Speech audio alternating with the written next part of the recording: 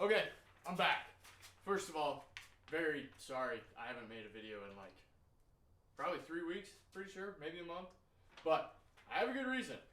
I've been doing a lot to this thing. Maybe not look like a lot, but it's a lot. So, to basically overview, the interior is redone with a harness bar. We're running 4-point harnesses, aftermarket seats. I got it all cleaned up in there, ready for a floor shifter. That was what I wanted. I knew I wanted a floor shifter for this because this is a linkage design, and we're going to need a cable design for the 4L60 transmission that I'm going to be running.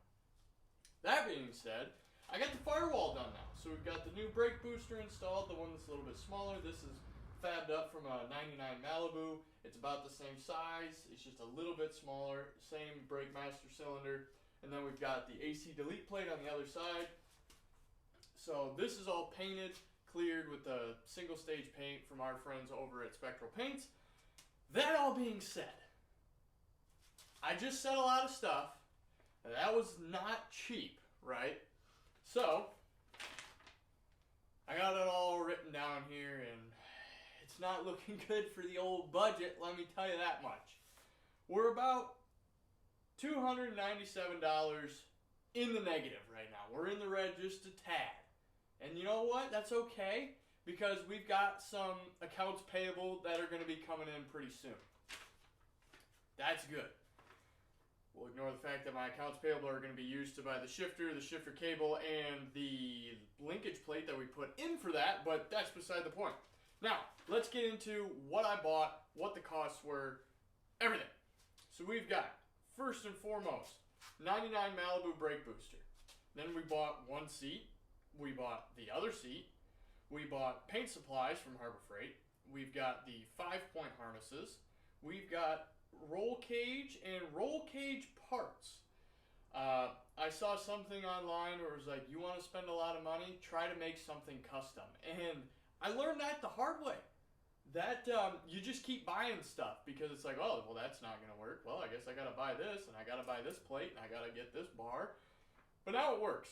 It's got 16 half-inch bolts holding it in. So if that roll bar comes out of the cab, it's because the cab ripped in half and we've got bigger problems. So yeah, that's all the stuff I've spent. We've had 2 tunes. We sold the bench seat, and then we got paid for our content. So yeah, I mean that was a good learning experience from the fabbing up part of it. I've never welded that much before. I had welded before. I was comfortable with welding, but doing like a whole rolled, kind of makeshift roll cage, basically just a hoop with a harness bar, but all of the mounting plates and everything, that was a great experience. I enjoyed it a lot. I got a lot more practice painting, as you can see.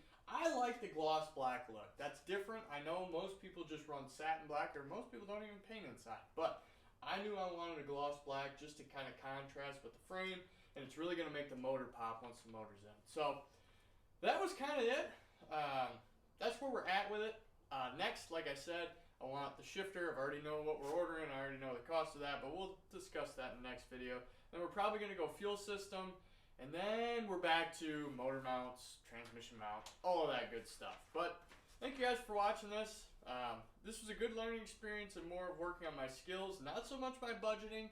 I learned a lot, and what I mean by that is I spent too much money. But I'm learning. And as long as I don't make the same mistake twice, that's all that matters. Okay, I've said enough. Video's over.